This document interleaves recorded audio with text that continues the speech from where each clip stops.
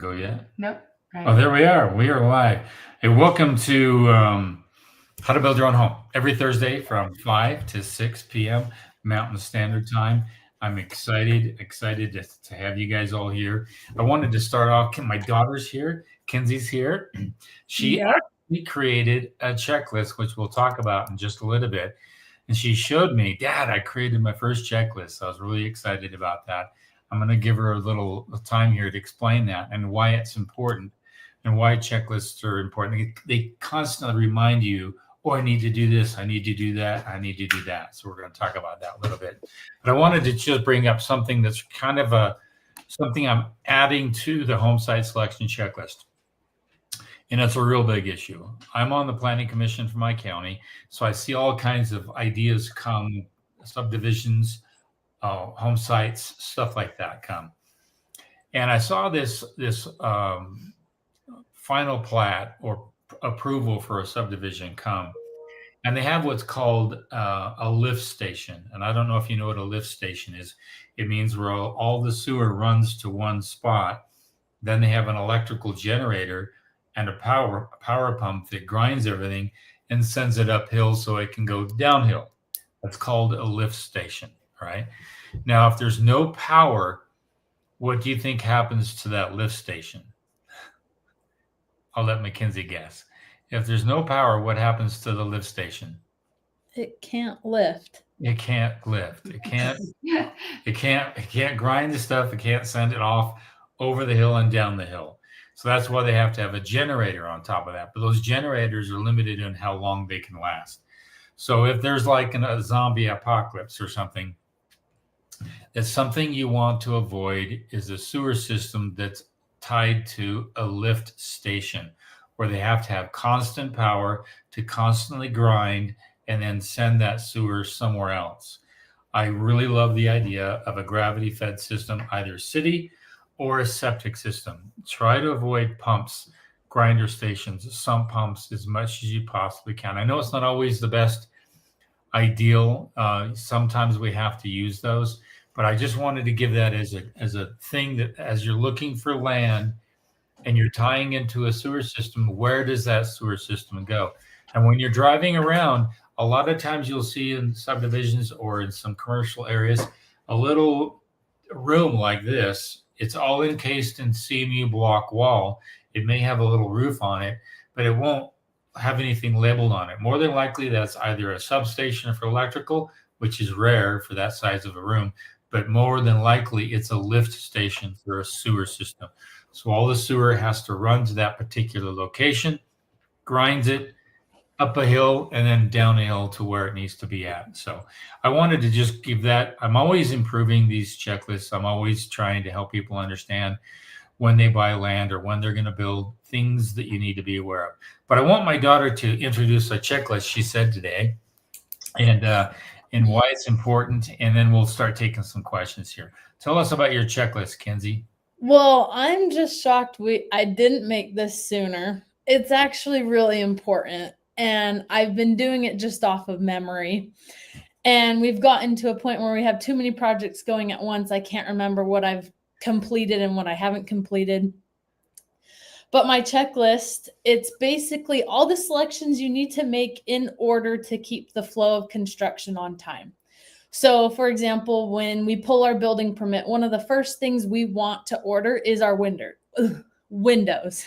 It has the longest lead time, and you want to get those installed right after framing. So, I've made a checklist pretty much like, okay, these are the first phase right after I pull the permit. This is what I need to get done with my homeowners, selected and ordered. And then after framing, this is my next phase. I need to get cabinets finalized and then plumbing fixtures finalized, appliances finalized. So then we're ready for the rough-in stage, and all the plumbers and electricians know where they need to rough items in. So I finally made a checklist for each of my homeowners. So once I've gotten their selection and approval, I can cross it off and work my way to the next one. Like I said, I used to do it off of memory and just be like, oh, we need to get this done. I've gotten to this stage, but we've gotten, once you get at least 5 projects going at once, it's kind of hard to remember. Oh, I kind of lose track of where I am, but and if you've never built a home too, it's great to know, oh, I do need to think about this because it's going to come up in 2 months. And so just a good way to be prepared. Like I said, I can't believe I haven't made this sooner for how long we've been doing construction, but I'm really excited about it. She's going to keep tweaking it. And when it's done, we'll just add it to the checklists in the program.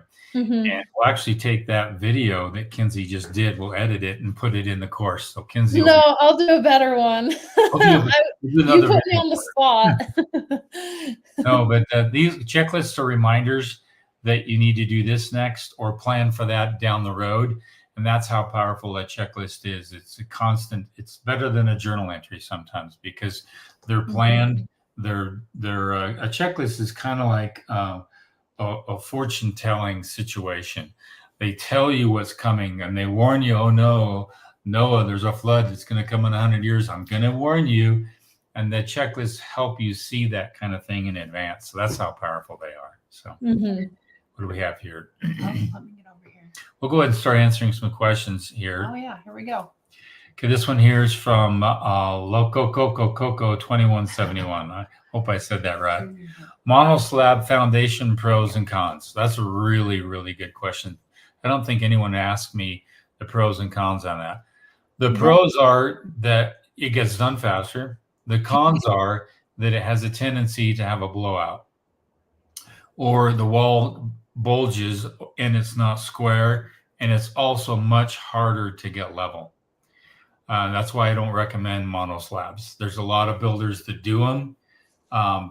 If you don't have the right forms and you have a lot of stakes to brace it, if you really don't know what you're doing, it's a higher risk doing it wrong than doing it right. That's why, and I like doing it all at once. The other problem is that sewer has a really hard time establishing elevation because you typically may not have those in there at the right time. And when the sewer comes in there, excuse me, when the sewer comes in, they dig up everything, mess everything up, and the forms are destroyed and they have to rebuild the forms. It just seems to me I would rather go with a two-step situation. There's a lot better quality control with the two-step rather than a one-step. I did a job up north and we had a monolithic blowout. That's a mono pour with a stem wall. So imagine that you're going 35 inches deep and it's a stem wall and we're doing a monolithic pour on top of that. So you're having all that pressure, all that weight coming against the form. And what happened, we had a blowout. We lost about 3 yards of concrete all over the place. We literally had to get a truck and back it up and pinch the form with the back tire of a truck just to hopefully stop it from blowing out anymore.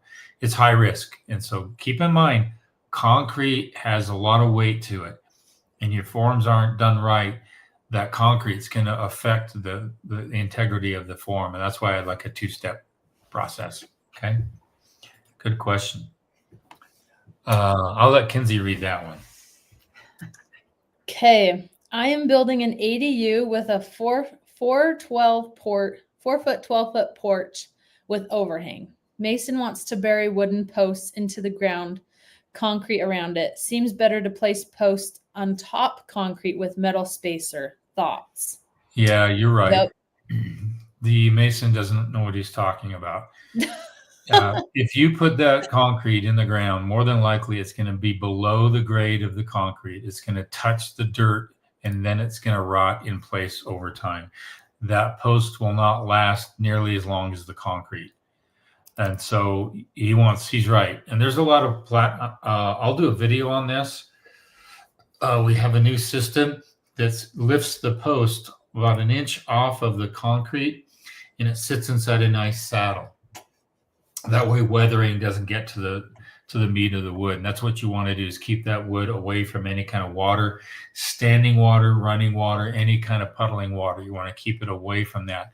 And by putting it in the ground, you're guaranteeing that water is going to collect down there and then be entrapped around that wood and it's going to rot in place. Okay. Just look at an old fence post, pull it up, and what do you see? It's just rotted down to the core. Even some good treated lumber is going to rot over time. Good question. Do you have any? This is from AJ Martinez, 1026. Do you have any experience with solar power? What's your opinion on it? Is it worth the investment? I'm in Dallas Fort Worth. Dallas Fort Worth, 3K Square feet. square feet Barndo. That's a really good question. Here's the thing you have to keep in mind. Solar panels can tend to outlast an asphalt and even a tile roof. If that's the case, then you're going to be replacing a roof under the solar, and that's not going to be fun. It's going to be a real pain in the butt. So you want to make sure that if you do solar, you get a roof that lasts longer than the solar panels, if that makes sense. That's typically either some sort of a metal roof. I don't care if it's standing seam, aluminum, or whatever it may be. Some sort of a metal roof that's going to help last longer than the solar panels. If you go with a metal roof, you get what's called a cool roof tax credit. That cool roof tax credit ranges between $500 and $800. It varies based upon who's in the administrative office at the time with the federal government. I personally haven't really been interested in solar because I live in an area that has a power that's a cooperative power company, and it's some of the cheapest power in the country. Is around 5 to 6 cents a kilowatt. I mean, that's cheap. I mean, that's super cheap. So to me, it hasn't been a beneficial thing to do it. However, some areas are so rural, you're so far off that you need a secondary dependency source of power. And so solar is a great resource for that. For security systems, for lighting systems, for all kinds of stuff. I was doing bidding a job for a gentleman that was really north of here, out in the middle of nowhere. He was building a campsite for Star Wars aficionados. You got to look it up. Star Wars Camp, Utah, you'll find it. But he had no power. I mean, it would have taken 30 miles of power poles to get power there. So he had his own solar farm. He just set up a whole solar farm, and the contractors that actually worked on the job site were actually able to plug into his solar battery system for saws and whatnot to operate. And now he has a little bed and breakfast type scenario out in the middle of nowhere, completely supported by a solar farm. So I can see its benefit. I can see its use. I just haven't done it. I've done it for some clients. I did it for a client. We did it for a client of ours in Bloomington. Kinsey, remember that? Mm-hmm. I just gave her the resource. Because I didn't want to charge an extra fee on it. But I gave her all the people to contact, and she's got it on her home. She loves it. She's got a battery pack, a Tesla battery pack, but it can be costly. You have to weigh the pros and cons of it. So, good question. Harold Douglas 4057. Please talk about building on the downside of the street when it falls off several feet. Septic sewer. How do you do the septic? The downside of the street when it falls off several feet. You're probably talking about a lot that's on the lowest portion of a subdivision, something like that. So it's probably lower than the street. Probably Is that lower. what they're saying? But is it lower than the sewer system? Most sewer systems, if you buy a lot, any developed lot, just about anywhere, the sewer system, especially out west, where we've got a lot of elevations and we have the ability to drain sewer properly, a lot of sewer is about 12 feet below the crest of the street. So if you were to open up a manhole cover or any kind of cover to look down at the sewer, you could see that it's almost 12 feet down before you actually see the sewer system. That means you've got 4 or 5 feet before you even get to the house where you've got a lot of slope and drainage. So that's what you want to look for, to see if there's proper slope for your sewer line. And there's going to be a 3 or 4 inch green or white pipe sticking out of the ground in the subdivision, in the lot, typically where you want to buy. And you can even go down there to look how deep that is. And if that has proper drainage and slope, you're in a good situation that way. I can't guarantee that down the road that sewer will not back up. And I've had this happen. We had this with a student who happened a while ago, where they were on the same situation. The sewer backed up because they were on the lowest totem pole. They got hit first, and so the sewer backed up into their home. Now you want to talk with a plumber to find out if you can get a backflow device on sewer. It's kind of pricey, but you want to find out about that. You don't want stuff backing up into your home. They have backflow devices for sprinkler systems. They've got backflow devices for homes. And a lot of jurisdictions require that, especially if you're putting fertilizer on and you don't want water that's from the culinary system with fertilizer backing up into the culinary system. So find out about that, but then also look at, can you drain gutters and stuff to the street? If you can keep water off of that and it's not going to backflow into there, even better. And look for the storm drains. Remember, I did a video a long time ago, and we actually looked at a lot that it was in the bottom of a street. It was a knuckle, not a cul-de-sac, but a knuckle. That's where you have a kind of a bend like so. Well, there was a storm drain, 2 of them, big ones, right there in front of a lot. And I said, if this wasn't there, I would not have bought the home. But they were thinking in advance of flood. Where's all that water going to go? It's got to go somewhere. And so have they planned for that? So 2 things to look for: storm drain and the elevation level of the sewer system. Here's another part of his question. I'm thinking about driveways and water flow. Yeah, driveways, when you have a bottom of the street, look at the curb design. There's what you call a high back curve. Then you have a low profile S curve. And the high back curve can handle maybe 10 inches of water. Some of them in some jurisdictions are higher. They can go up to maybe almost 12 inches.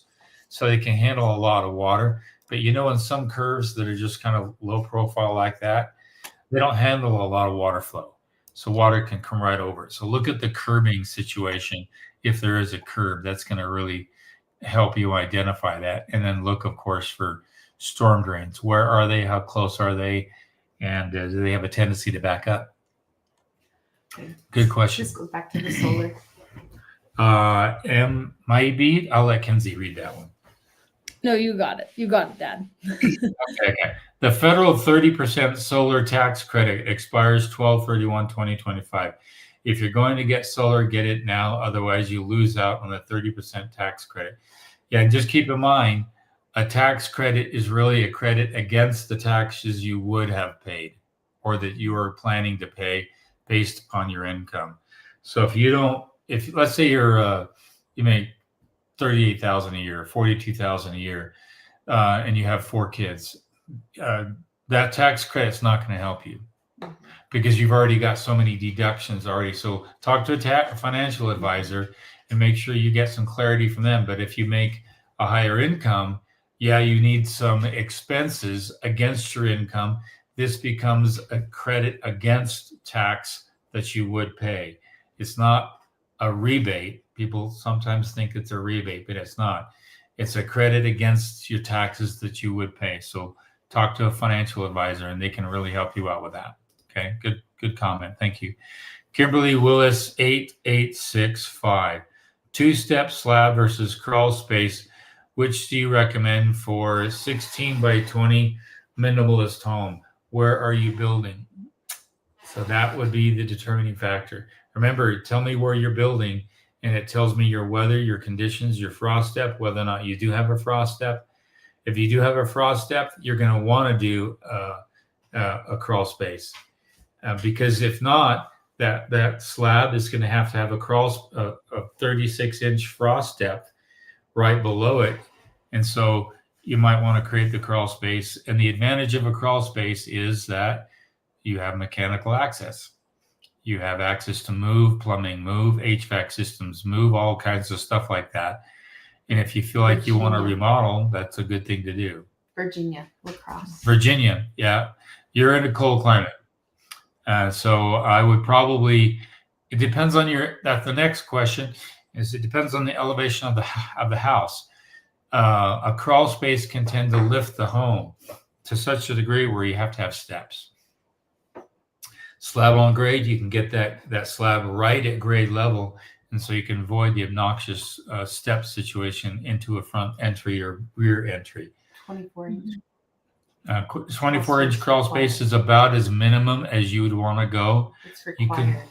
A little higher is better, but 24 inches is fine. That means a guy can crawl underneath like this and work on mechanical from underneath and work in the trusses, all that. But if it's 3-foot crawl space, you can sit up on your butt and work on stuff like that. But Kenzie and I do a lot of slab on grade. We know what we're doing. We know how to have good subs run our electrical and plumbing underground. When we get it done, we get it done right. We even do a lot of recessed showers, and we do a lot of special things with slab on grade. But in your particular area, depending upon other factors, you might want to consider a stem wall, given the fact that you've got frost and you can stick that into the ground. What would be better? Look at what a lot of other builders are doing and find out what they're doing. And if a lot of them are doing stem walls, that's something to consider. If you have a high water table, that's going to be a factor. What your soils are like. These are so many different variables, but you would call a lot of different contractors and ask them, what are you doing a stem wall and why? And that's going to be a real help to you.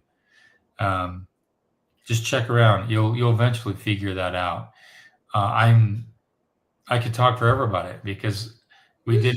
You can. We did a stem wall in this house, and the county made us lift our home 2 feet. Now we suddenly have a basement. It's a little shorter, about 8.5 feet. But we have, how many square feet do we have down there? 700 square feet maybe, all because of that. So these are other factors to think about. Do you want extra storage? And if you do, go ahead and go for a 5-foot stem wall. There's some advantages to that. So I could ask a lot of questions. So you kind of know what I'm talking about, what questions to ask. Okay. Mm-hmm. Trucking Travels 23. Is OmniBlock cheaper than lumber right now? No, it was about 6s about a year and a half ago when lumber was really, really high. But you then have to add the benefit of an OmniBlock. For example, if I'm in Tornado Valley or Tornado Alley in the Midwest of the United States, I wouldn't build with anything but OmniBlock. I wouldn't do stick built because tornado will not take that OmniBlock down. If you strap on the roof the right way, it's going to be really a lasting quality to the home, and it's going to be a safe home. I've had a lot of people build in the Midwest that are in that area, and a lot of people in hurricane areas. A lot of people in Florida are starting to grab a hold of OmniBlock, and even Haiti. In fact, the country of Haiti is now adopting that whole model. And even in Saudi Arabia, they couldn't get lumber, but they can get concrete and rebar. So there's a big plant in Saudi Arabia building OmniBlocks for people, and it's a far more efficient use of energy and keeps the interior of a home nice and cool and dry. So again, this is upon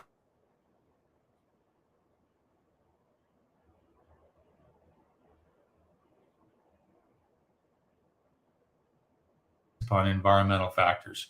Those are the things that really tell me what products and technologies to use. Okay, good question. Venom Bunny 94. That's an interesting name. Hi, Keith. Building in Western Washington, 1,500 square feet. Living space with 2-foot crawl space. Would you recommend a crawl space fan, a dehumidifier, or both? You're in Eastern Washington. Western Washington. So you're going to be in a drier climate than an Eastern. Actually, you're Western. You're closer to the coast. Sorry. Backwards here. So you're going to be closer to humidity. Humidifiers are an energy consuming situation. So anytime I can build without the consumption of more energy, I would do that. You don't need a crawl space fan. You just need a nice uh, um, vent system. So you just have a little vent, and your local building official will help you out with this. How many vents you need per cubic square feet that you have underneath your home, and that helps dry things out, helps stay without getting moist and mildew. It's like if you had a wet rug and you just lay it down in the garage versus lay it down out in the sun, which one's going to dry off faster? Something out in the sun where there's air movement over it and that kind of stuff. So you would want a fan. So under a crawl space, I don't recommend fans. Unless you're high water table where you've got water coming up from the earth, in addition to a lot of humidity out in the natural environment. But again, talk with your local building officials. I don't know what your soils and all that are. They may recommend it. I'm not a fan of that kind of a draw on energy. I've installed fans like that, and they have what's called a makeup air system. In a lot of homes, if you're trying to seal up the home, they'll actually recommend it. But most of the time, that's not required. Some of the time, it's recommended, and very rarely, it's kind of a requirement. But again, if a lot of factors come into play when it demands that kind of excess. Good question, though. Have you or anyone you know built a house without a structural engineer using prescriptive engineering? Yes. I had a student, 2 years ago, get online here, and he says, I'm building in Texas, and we don't need a structural engineer, so I'm just going to build it the way I think I need to build it. And I asked him, do you have a geotech report? No. Do you have any structural engineering? No. But all the other builders are here, don't use them either. And the risk to that is on you. That's completely crazy. That's completely crazy in my mind. Like, Yeah. I can't imagine purchasing a lot and like it's almost like your geotech report is almost a recipe, like a recipe book of what you need to do to have the best home, honestly, like most structurally sound home. So for someone to just go out and let's just dig some footings without even checking what's below, that blows my mind. Like, I could never do that. Well, Kinsey and I, we build in what's called the Grand Staircase Monument, or something close to that, where our elevation, we build in elevations that are as low as 1,700 feet. We build as high as 8,000 feet. And we've been looking at lots and building lots that are at 10,400 feet. So you can imagine all the different soils and geology from 1,700 feet above sea level to almost 10,000 feet above sea level. It's drastic. Our soils are so insane. They change from a quarter mile away to just 200 feet away. Kinsey's looking at we're building a home down in the St. George area. And I was looking at the plat where we're building another home. And just 2 doors down, there's Blue clay. with expandable within 17 feet. And then another one where there's no blue clay for 34 feet. And this is in the same subdivision. So that's what's crazy too, is like you could have a completely different scenario than your neighbor who's 3 doors down. And so, yeah. The reason why I'm so particular on this is because my first building experience ran into a nightmare where we started to dig footings and we got down about 8 inches and there was grass clippings for 3 feet, nothing but grass clippings. And that was a real wake-up call on my first experience. And then I had other nightmares after that. And so ever since then, I go test pit, and we really know what we're dealing with below before we dig. Mm-hmm. But yeah, I wouldn't. The thing is who's responsible for anything that goes wrong? Mm-hmm. There's no stopgap. We just had a class on CE class that talked about this. Remember, Kinsey? Yeah. And the attorney who was giving the class is our actual attorney. And he said that there's local common practices, then there's the residential code, and there's all these other practices, but none of them are as definitive as structurally engineered plans. Mm-hmm. That's the real stopgap. So if you're building with anybody and somebody's framing your home or doing concrete and they don't have structurally engineered plans, it's whatever they say goes, not what you've decided with yourself or with a structural engineer or a geotech engineer. And it's a spitting match, and you don't want to get into a spitting match. So the geotech and the structural engineers are there for a reason. Mm-hmm. Yep. Okay. My guide, did I say that right? Mleabide? MLB. Mleabide. Mleabide. ML. Hope I said that right. Are you planning to have Denny on the webcast soon to talk about? Yeah, we need to do that. I need to get Denny on. I'll try to get him next week if I can. I think that might work out. We'll see. If not, it'll be the week after, maybe the first of the year. Trucking travels. Hi, I'm in Henderson, Nevada. So I was debating using OmniBlock to fight heat in the summer. It's a good call. Mm-hmm. There's a manufacturing plant right there off of I-15, right there in the north end of Vegas, and they manufacture them there. And that's one of the benefits of OmniBlock. It's really powerful in Arizona.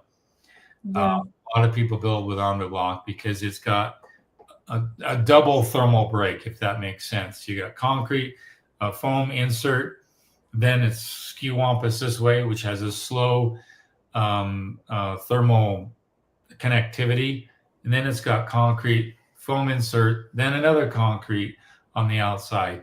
So it has a very slow heat transfer. I mean, super slow. It takes a long time, 8 hours of perpetual heat just to get through the middle of that block wall.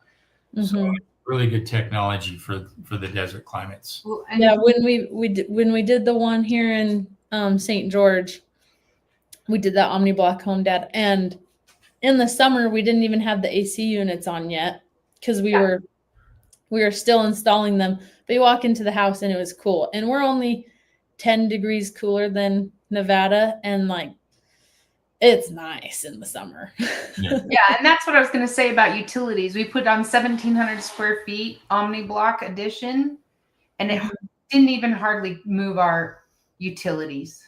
It was really close to what we were already paying.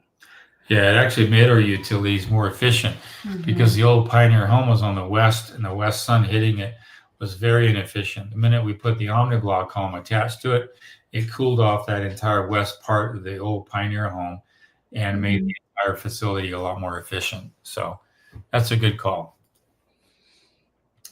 Trucking Travels 23. I was quoted $18,000 for a foundation slab on grade from my 900 square foot ADU.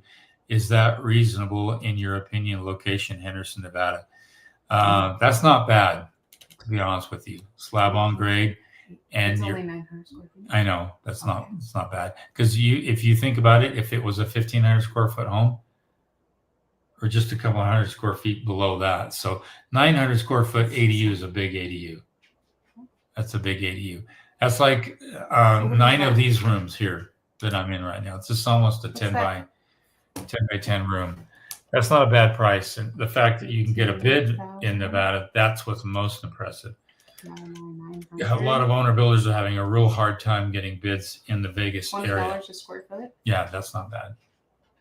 First slab, because we're talking rebar, the footings, and the whole 9 yards. So straight up flat work is probably around $9 to $11 a square foot in your particular area. So this is just above the typical flat work, but you have footings and spot footings and everything else related to it. So that's not bad. Okay, Benny Piet, I said that wrong, 9986. I hear some builders talking about building airtight. Matt Reisinger, is there ever a time a house needs to breathe?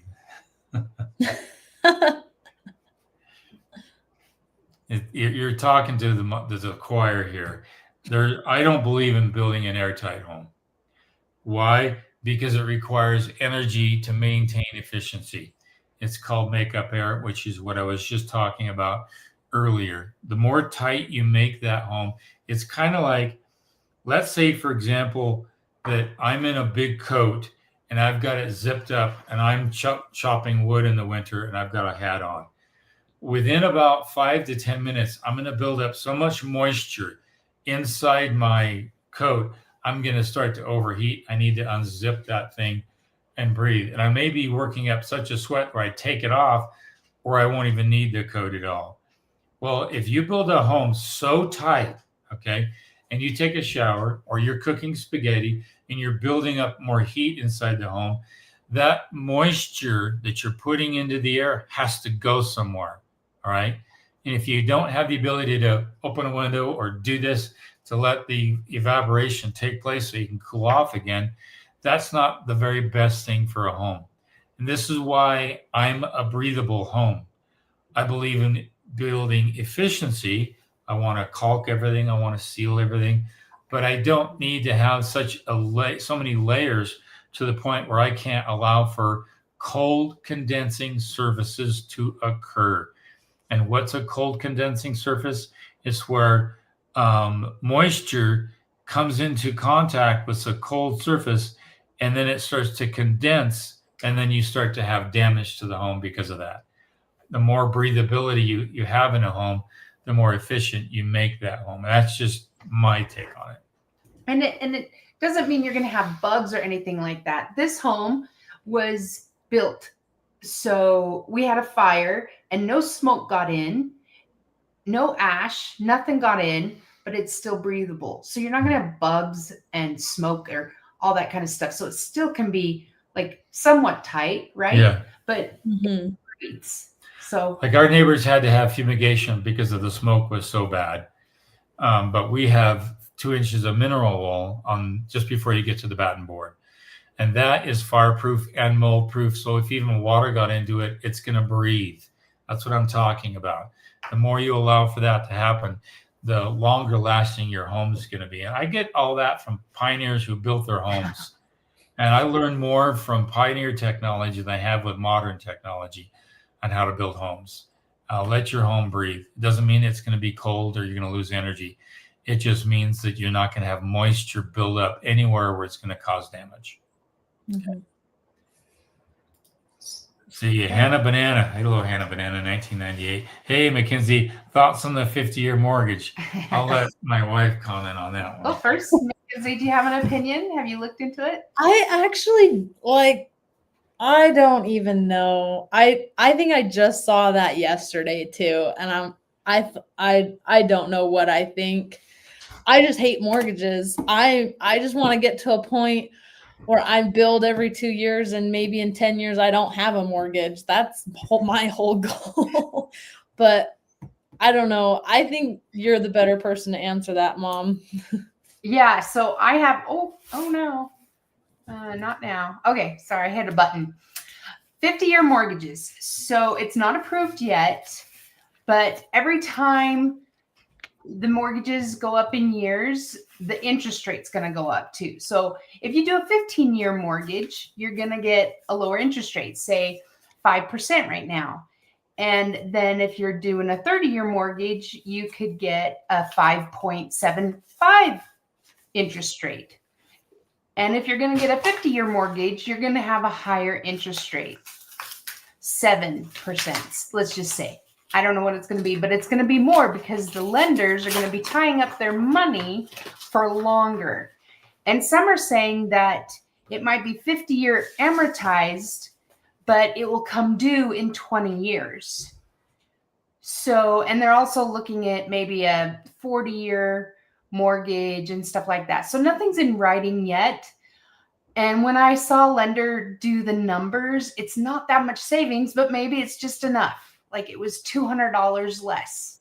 Mm-hmm. So I always go, if you can make the payment on a smaller, you're going to pay less interest, because in a 30-year mortgage, you're like doubling if you just paid for the full 30 years. Say you had a 300,000, I don't know. I don't have it off. It's like 900,000 or something. But if it's a 50-year mortgage, it's like $1.8 million if you waited the whole 50 years. Question though, if you, because I'm just like, I haven't even looked into this. I just found out about it. But if you had a 50-year mortgage, but you did a higher payment, would you technically pay it off faster because more of it would be going towards principal rather than a 30-year mortgage? It all depends on how it's going to be written, because they always want to pay more interest at the beginning of the loan. Yeah. Because I think that would be the only benefit, is just being able to have a 50-year mortgage, but paying more, so it's more of it's going to principal rather than interest. But yeah, I don't know. Yeah, I'm just trying to figure out how to pay my house not in 15 years and not 30 right now. Yeah, I just have to look at it from the bank's point of view. If it's going to take longer for them to get paid back, then they're going to charge more interest. Mm-hmm. But if it's going to get paid back quick, then they'll lower the interest rate. It's, that's just the way they're thinking. Yeah. So I would not play into the banker's hands. Play into your own hands if you can. Yeah, and then what it's going to be, the difference is if somebody not able to qualify, and that $200 makes it so they can qualify for a home, because in some areas rent is more expensive than buying a home, so they're trying to get people into homes so they have their own home and not run the risk of, am I going to get kicked out? Am I, just giving the opportunity for people to own a home. Yeah, I think it is very situational. Yeah. Mm-hmm. Okay, good question. Good topic. Yeah. Okay, I'm looking. Sorry. Randy Camden 6926. Is there still a Discord channel for those who purchased a self-built course? Yes, there is. Yes. Heard you mentioned it. Yeah, I apologize. I haven't looked for the last, I think, 8 days. So I'll do that tonight. Okay. I'll send out the link, and sometimes it goes to spam and trash. It's coming from my personal work email and Utah Sun Country, but I do say how to build your own home, Discord link or welcome, something like that in there. So just check, and I'll send them out tonight. Okay.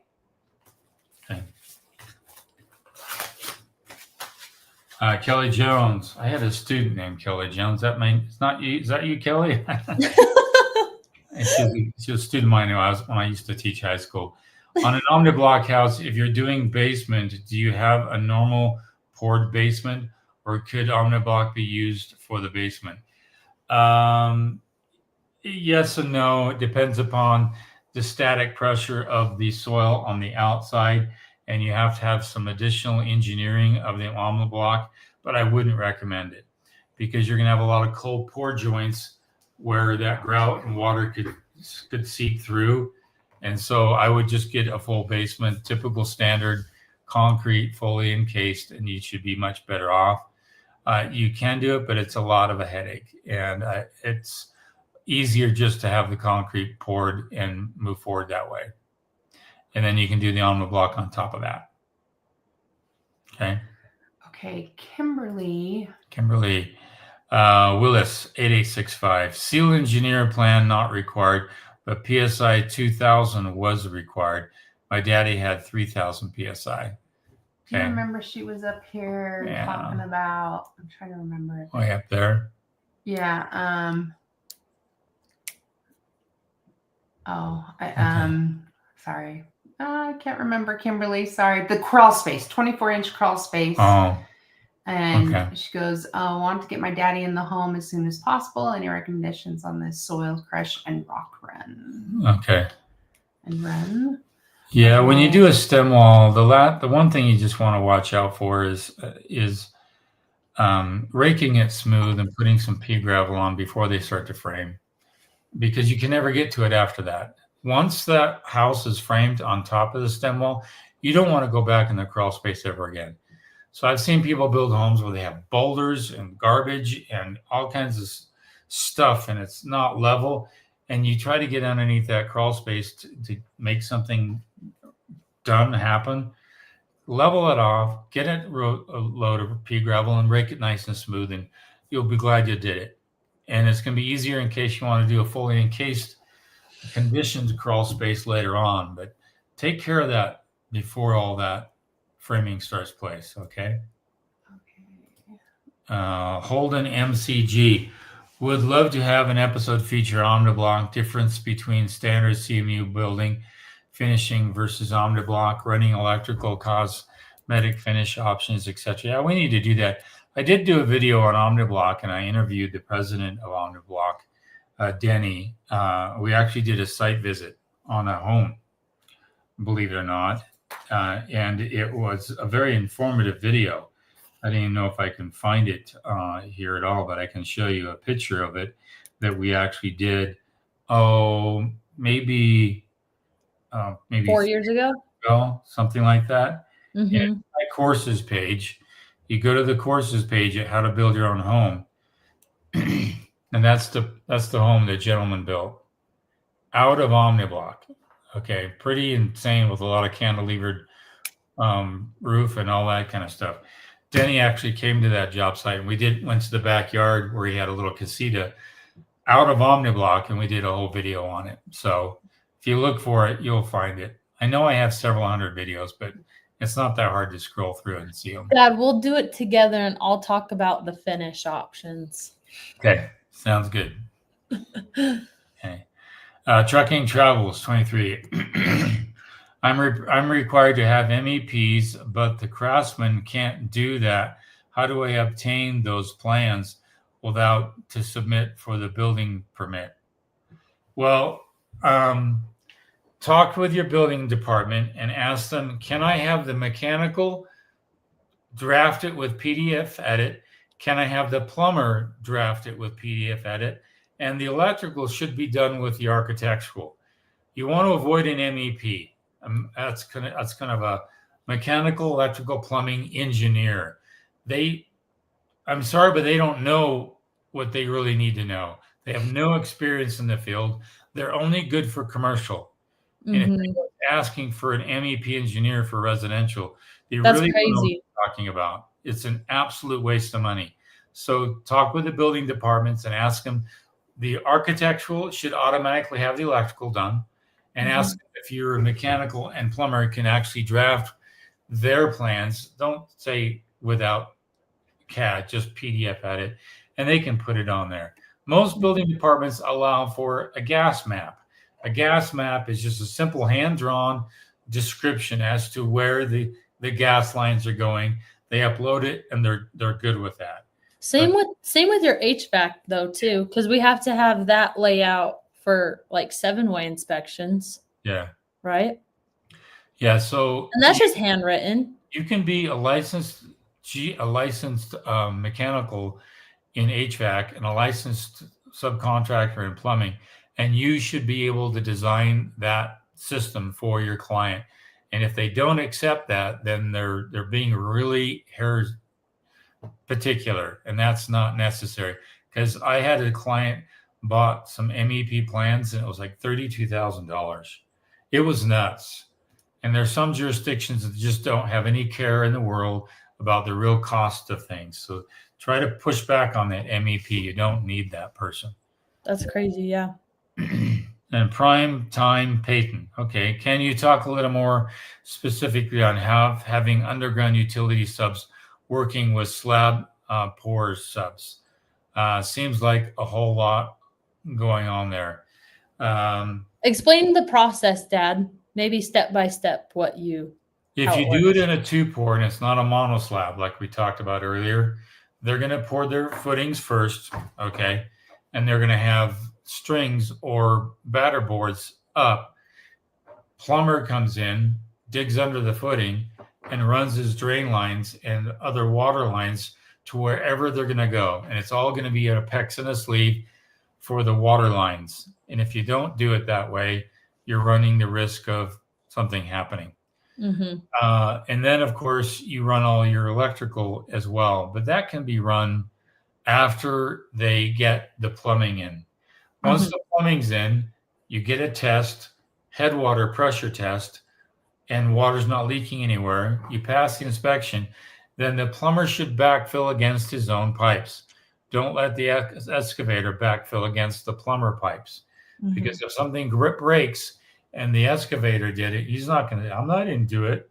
So let the plumber backfill against his own pipes.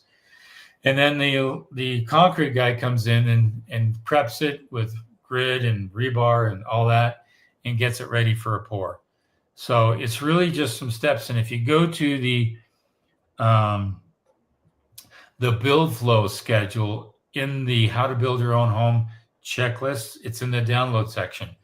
Go to the build flow document, download it, and it will say slab on grade, stem wall, walkout basement, omniblock. It will have all these different phases.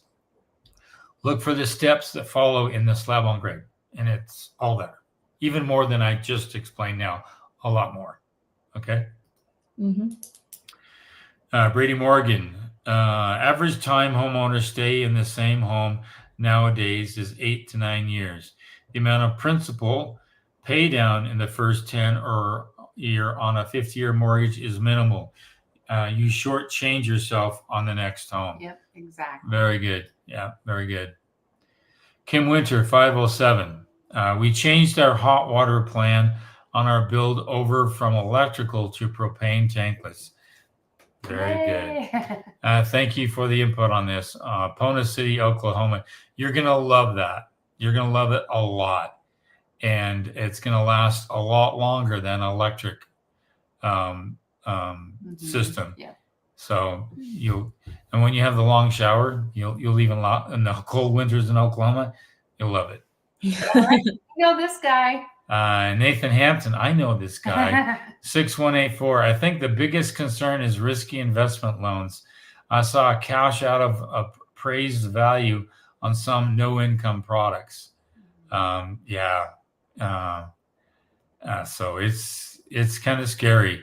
This guy knows his stuff. We did a video on lending. Oh yeah, here's from Nathan. And so you want to make sure if you pay extra to principal, you make a separate payment directly to the principal. Mm-hmm. Mm-hmm. Otherwise, they're just going to apply it to the interest. Mm-hmm. Okay.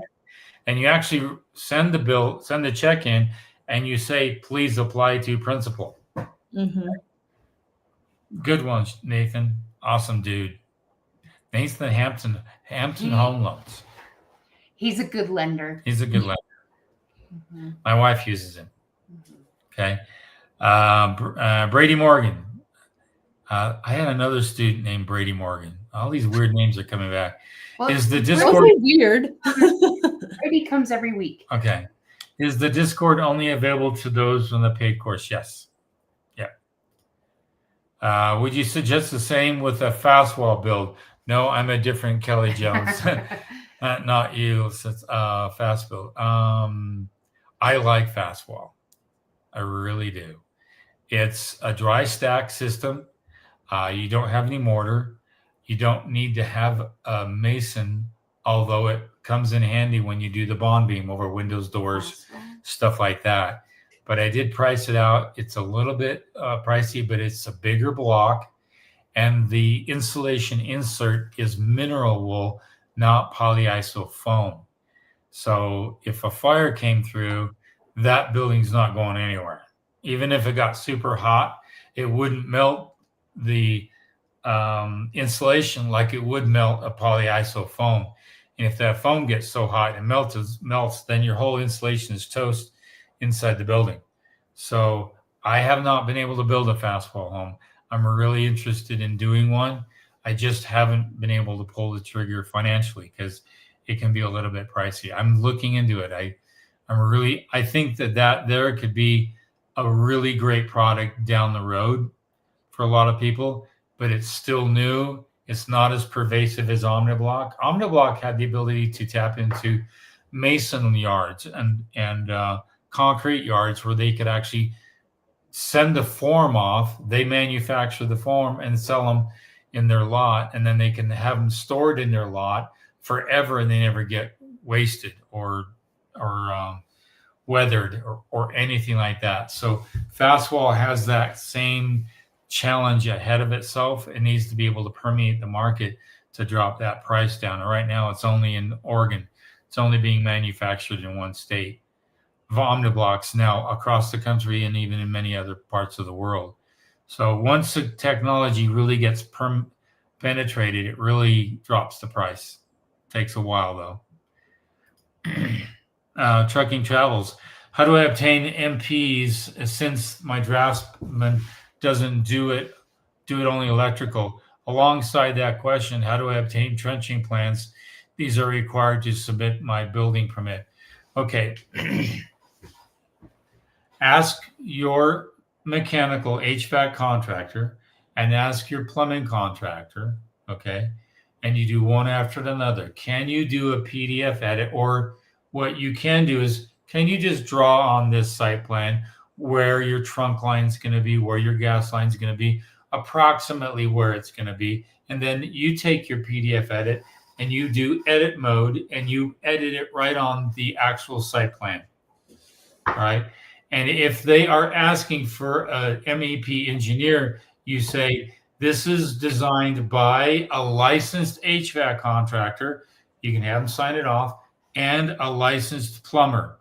If they're asking for an MEP engineer to supersede what the mechanical and the plumbers are going to do, that's not right. All right. So push back on that. Any city that's asking for that's crazy. But of course, the electrical you'll have done with the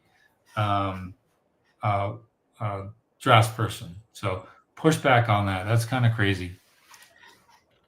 Pronto builders. Keith, you have your students lay out the foundation themselves? No. All right. What we try to focus on is you replacing a general contractor. Okay.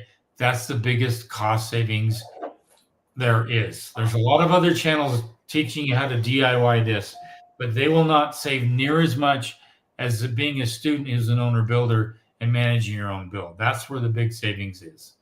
And so you can learn, you can do it, but if you're not plumb and square, you can have some problems. Have your concrete person lay out your foundation. And you can help with the excavator, and you can just go 5 feet beyond the home, spray it in white. That's typically the color that you use for the excavator. They'll come out and do what they need to do and do the footings and all that. But get them talking. Get your concrete crew and get your excavation person there at the same time and get them to talk and get them to work out the layout for you. Okay. Holden MCG. Don't forget to thumbs up this live stream to help our great content creators. Yes, that would be awesome. We would love that. Why change to propane? Because let's put it this way. A tankless water heater is endless hot water. You can't get that with an electric system, with an electric tank. You just can't do it. And if you're in a cold climate, I'm in a cold climate. Sometimes I get real cold. My wife will vouch for that. I'll get really cold. I'll go in the shower just to get cleaned up for the day, but I'll get nice and warm. And I just love it. And you keep the house at like 78 degrees. Yeah. But more importantly, the systems last longer. With an electric system, there's a heating element at the bottom of the tank, and that sucker has to get hot, and you have to constantly keep the whole system hot for on-demand water. With tankless, you don't have that. You flip the switch and it's going to heat it up instantaneously like that.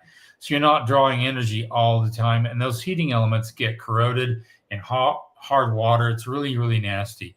By the time we have a tankless water heater on our oldest home that's almost 20 years old, we haven't replaced that at all. If we had a tanked system, we would have replaced that 3 to 4 times by now.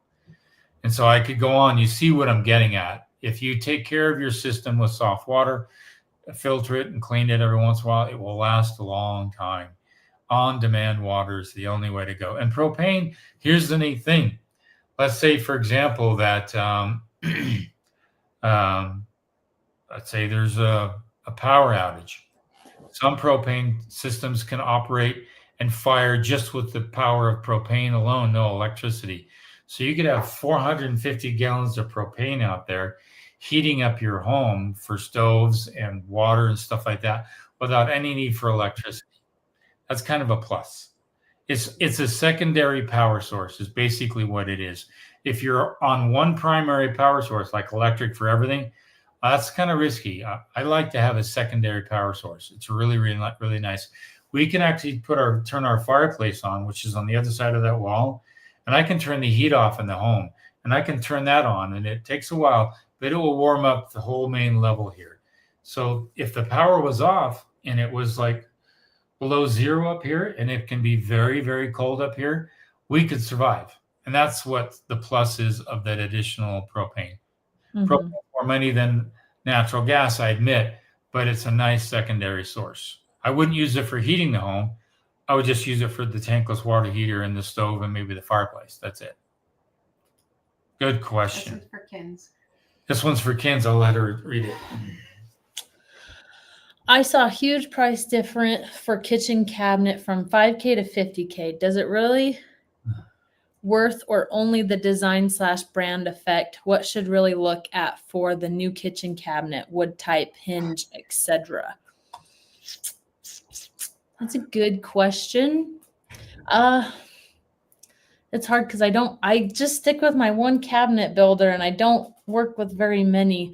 But like, it's really standard now. Everyone's doing like the soft close, and I mean, the cheap kind that will swell up if there's a yeah, that's true. And it's cheap. And then you get the mid range, and then you can have the high end. There are a lot of ranges because you can change your cabinet style, like your inset cabinets or yeah. This depends. How far you want to go with your luxury. Yeah. Yeah. Because you can get some pretty. You can spend a lot of money on cabinets. Like that's the ticket item where like I'm saving everywhere else so I can have the nicest cabinet. Yes. I just Yeah, it's just your style. And most people don't even know. With cabinets, they can stick out. There's 3 different levels. They can be inside, so it's all flat. And most people don't even recognize that until you get into the nitty gritty and you build a home yourself. Then you know, oh, look, they spent a lot of money on their cabinets. Yeah, and that's true. So if you want to save money, I do the mid-range and just stick with that. It's gonna have a better product and it will last you longer and it'll be close to your higher range cabinets. It just won't have all the bells and whistles of today's trends. But I wouldn't go to the cheap side because that's just where it's just builder grade and it's just already kind of starting to fall apart because that's the house that I'm in right now. Yep. I didn't build it, but typically if you have the lower end, it's less than 5 years. Yeah. If they're taking a fascia on a board for a drawer and they're just gluing it on, that's below builder grade. Yeah. Stay away from that. I've seen some bad cabinets, but that mid-range, that's the best. That's what we kind of like start with and then upgrade from there. But yeah. Okay, we'll take one more question and we'll have to get going here real quickly. Kelly Jones, my student. How about a basement on fast wall build? Would you suggest a normal basement and then fast wall for the site? Yes, because I don't think fast wall would handle the compression against it and the moisture against it. So keep in mind that fast wall sticker. It's a bigger block wall, so you need to make sure that the basement can handle the width of the fast wall. So double check on that. Anyway, we're going to end it right there. We're beyond next week from 5 to 6 p.m. Mountain Standard Time, but we will not be here the week after. Thanksgiving. That's Thanksgiving. So you guys have a good Thanksgiving break then. Like, subscribe, go to howtobuildyourownhome.com. Check out the First Steps course. It's the best primer course out there for owner builders. And the last module in that course is a coupon code for the self-managed course. So please make sure you take the coupon code. I see too many students taking the whole course. They rave about it, and they buy the next course, but they don't get that coupon code. So make sure you get the coupon code. And we'll see you guys next Thursday from 5 to 6 p.m. Mountain Standard Time. See you guys then. Bye-bye.